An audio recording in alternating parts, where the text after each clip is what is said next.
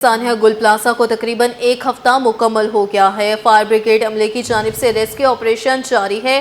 City 21 की team गुल plaza की बेसमेंट पर पहुंच गई है। हमारे नुमाइंदे शुएब मुख्तार इस वक्त वहां पर मौजूद हैं।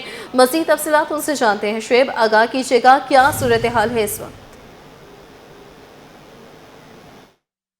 और जी बिल्कुल, इस वक्त मैं गुल प्लाजा की इमारत के अंदर जो है वो दाखिल हो चुका हूँ। बेसमेंट में मैं मौजूद हूँ और यहाँ पर हफ्ते की शब जो है आतिशबाजी, यहाँ पर शदीद हीट है और ऐसा लगता है कि अभी अभी जो है वो आग बुझी है। काफी आपको यहाँ पर धुआं उठता हुआ भी दिखाई दे रहा होगा।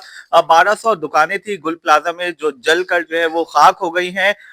इस वक्त जो है मैं अंदर मजीद जो है वो दाखिल हो रहा हूँ और आपको यहाँ बराह रास्त मनाजिर दिखा रहा हूँ कि किस तरह से यहाँ पर आतिशबाजी के नुकसानात जो है वो इस प्लाजा में हुए हैं। अंदर की तरफ मैं जा रहा हूँ और ये इतराफ में आपको काफी यहाँ पर मलबा जो है वो दिखाई दे रहा होगा। कभी यहाँ पर दुकानें हुआ करती थी, लेकिन अब जो है यहाँ पर काफी मलबा है और इस वक्त भी फायर ब्रिगेड के एहलकार यहाँ पर मौजूद हैं।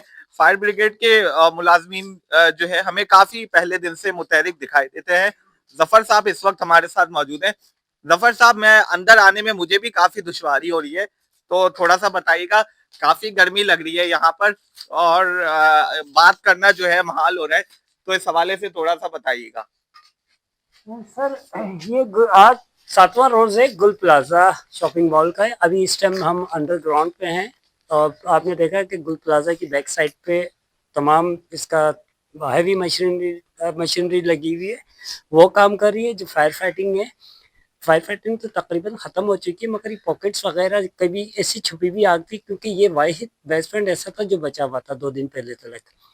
लिहाजा आग की हीटअप इतनी थी कि उसके बावजूद ये दोबारा हम लोग इसके अंदर आए और आगे तक जाके पूरे शोले थे जिनको हमने ठंडा किया। और यहाँ पर यकीनी तौर पर जफर भाई मौजूद हैं और मुझे काफी क्योंकि दुश्वारी हो रही है।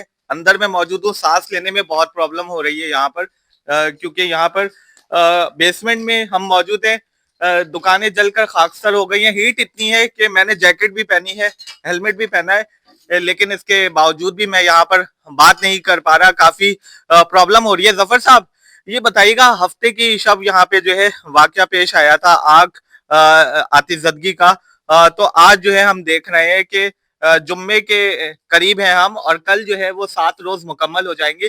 तो इस आग को किस तरह से देखते हैं बल्दिया फैक्ट्री केस के बाद?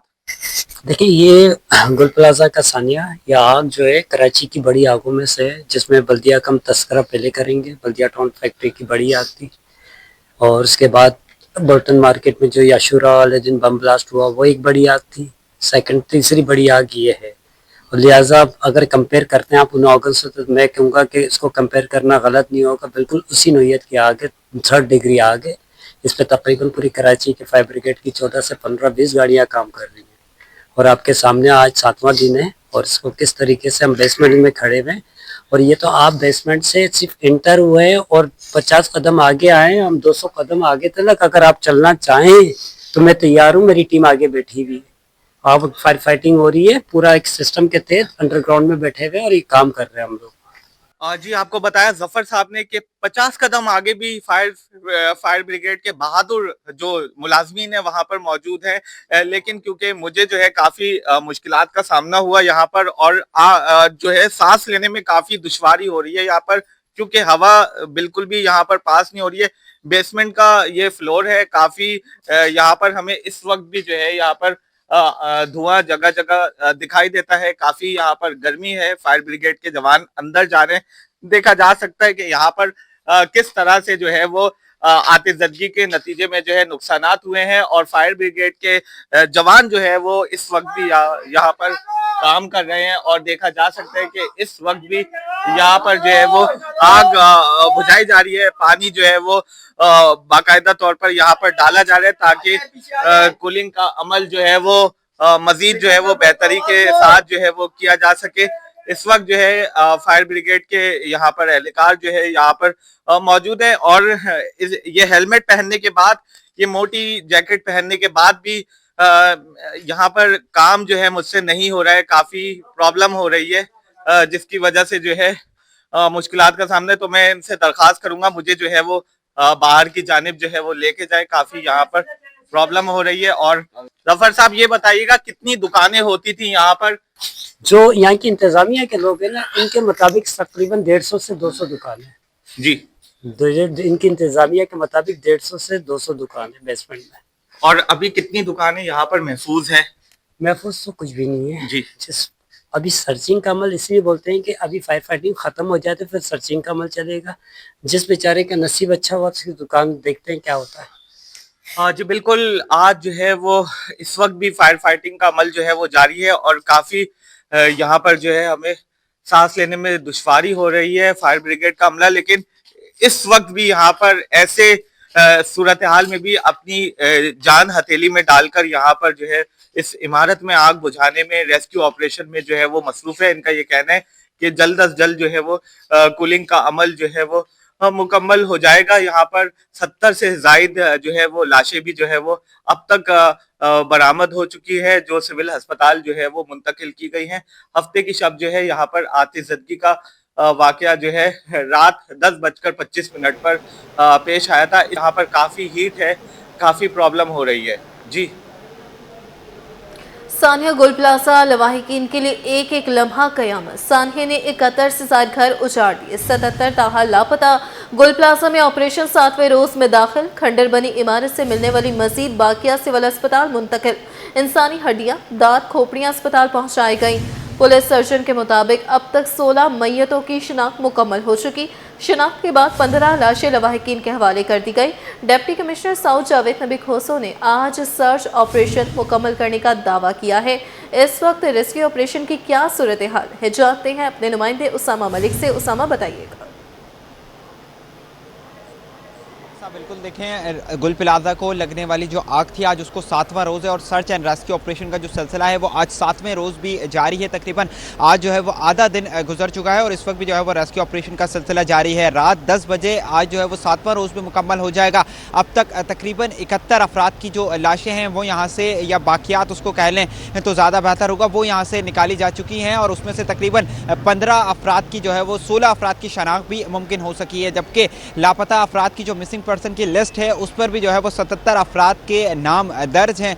उनको जो है वो मुमकिन तौर पर जैसी जैसी शनाख्त होती जा रही है उसमें जो है वो कमी कर दी जा रही है। रेस्क्यू ऑपरेशन का सिलसिला जारी है। इस वक्त भी जो है वो हैवी मशीनरी की मदद से रेस्क्यू ऑपरेशन किया जा रहा है। डिप्टी कमिश्नर साउथ जावेद नबी कोसो की जानिब से आज जो है वो रेस्क्यू ऑपरेशन को मुकम्मल करने का दावा किया जा रहा है और जो सर्चिंग का अमल है वो बताया जा रहा है कि शाम तक मुकम्मल कर लिया जाएगा। जो जो बाकियात मिल गई हैं बस वो ही होंगी, अंदर जो है वो मजीद बाकियात नहीं है। रेस्क्यू 1122 के डायरेक्टर ने आज सुबह यहाँ का दौरा किया। उनकी जानिब से कहना था कि अब जो है वो इंसानी ज़िंदगी अंदर जो है वो बहुत कम जो है वो उसके चांसेस है कि मौजूद हो। जो शख्स भी था और इंसानी जो लाशें हैं वो भी बड़ी मुश्किल से मिल रही हैं, जिसकी कंडीशन भी जो है वो इंतहाई ख़राब है, जिसलिए जो है वो रेस्क्यू जो डीएनए है उसमें भी शदीद मुश्किलात का उनको सामना करना पड़ रहा है। तकरीबन अब तक 71 अफराद की जो है वो लाशें निकाली जा चुकी हैं, 16 अफराद की जो है वो शनाख्त हुई है, 77 अफराद ताहाल लापता हैं। मजीद भी लवाहिकीन का जो है वो सब्र का पैमाना लबरेज हो गया है। चंद घंटों कबल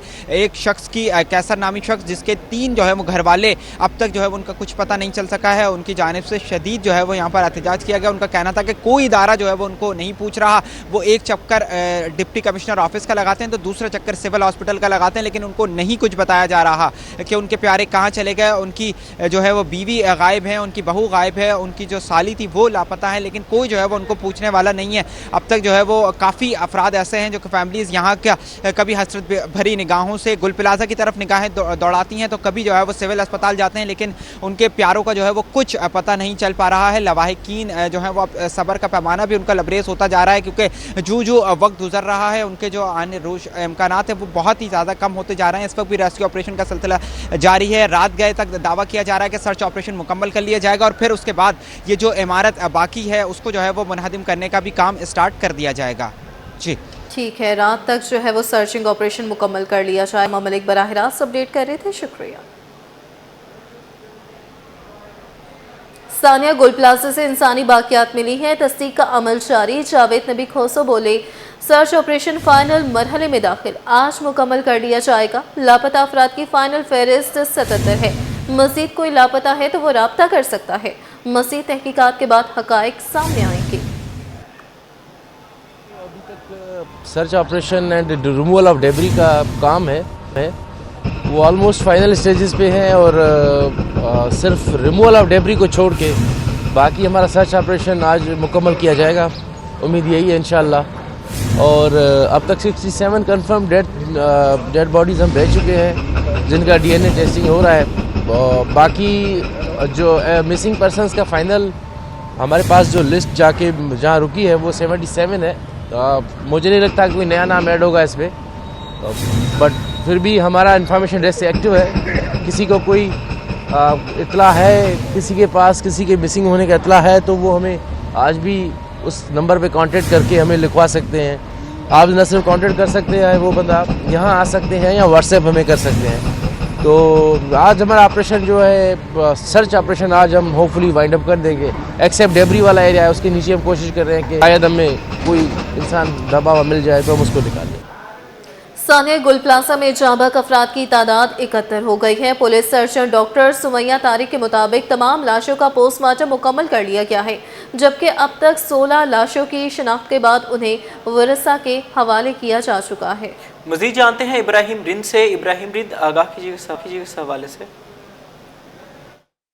इस वक्त हम मौजूद हैं सिविल अस्पताल कराची के मुर्दा खाना के अंदर, जहां पर अभी थोड़ी देर कबल police surgeon Karachi doctor Sumaiya ने मीडिया से बात की है, जिनका कहना था कि सानिया गुल प्लाजा के अंदर 71 अफराद की पोस्टमार्टम और जो है वो उनका जो DNA मुकम्मल हो चुका है, जबकि इसके अलावा इनकी तस्दीक भी 71 अफराद की हो चुकी है, जबकि इसके अलावा 50 से ज़ायद जो है वो जिस्म के मुख्तलिफ आज़ा और हड्डियों और खोपड़ियों समेत दांतों के वो मुख्तलिफ नमूने लेकर मुख्तलिफ शवाजात को रवाना किए गए हैं, जबकि इसके अलावा 16 अफराद की DNA और दीगर तरीक़ों से शनाख्त हो चुकी है।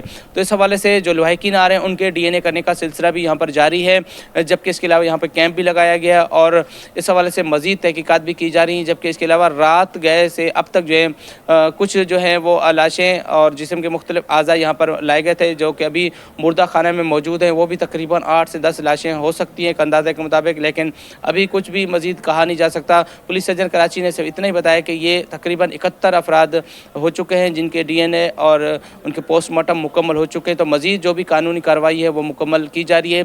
जो भी अगर मज़ीद लाशें या आज़ा या जो भी आते हैं तो उनके हवाले से भी पोस्टमार्टम, DNA और दीगर जो है वो कानूनी कार्रवाई करने का सिलसिला जारी रहेगा। इस हवाले से लवाहिकीन भी बड़ी तादाद में यहाँ पर आ रहे हैं कैंप में, जो कि अपने DNA और दीगर टेस्ट कराने का सिलसिला जारी रखा हुआ है। कुछ लवाहिकीन ने शदीद गम और गुस्से का भी इजहार किया कि उनको कभी थानों के चक्कर लगवाए जा रहे हैं, कभी उनको सानिया गुल प्लाजा जहाँ पर हुआ है सानिया वहाँ पे चक्कर लगाने के लिए कहा जा रहा है और कभी जो है यहाँ मुर्दा खाना पहुँचने के लिए चक्कर लगवाए जा रहे हैं। तो इस हवाले से उनका कहना है कि फौरी तौर पे जिन की लाशें हो चुकी हैं, मरहला DNA उनका मुकम्मल हो चुका है और शनाख्त हो चुकी है, तो उनको फौरी तौर पे उनके हवाले किया जाए। तो इस हवाले से फ़िलहाल जो है मुर्दा खाना के अंदर पुलिस सर्जन की निगरानी में MLO और दीगर स्टाफ मौजूद है, जो कि यहाँ पर आने वाले अफराद को गाइड कर रहा है और इस हवाले से उनको मालूमात भी दे रहा है। जबकि इसके अलावा मीडिया को भी अभी थोड़ी देर का जो है वो तफसीलात से आगाह किया गया है। जी। गुल प्लाजा सानिया में जांबाक होने वाले चर्चिल नदीम के आखिरी रसूमात VFA चर्च पहाड़गंज में अदा। आखिरी रसूमात में deputy speaker Sindh assembly Naveed Anthony भी शरीक। नवीद एंथोनी का कहना था कि अब कानून पर अमल दरामद के लिए हुकूमत ने सख्त इकदाम उठा लिए हैं। मजीद जानते हैं नुमाइंदा मोहम्मद खुर्शीद रहमानी से। जी, आगाह कीजिएगा इस हवाले से।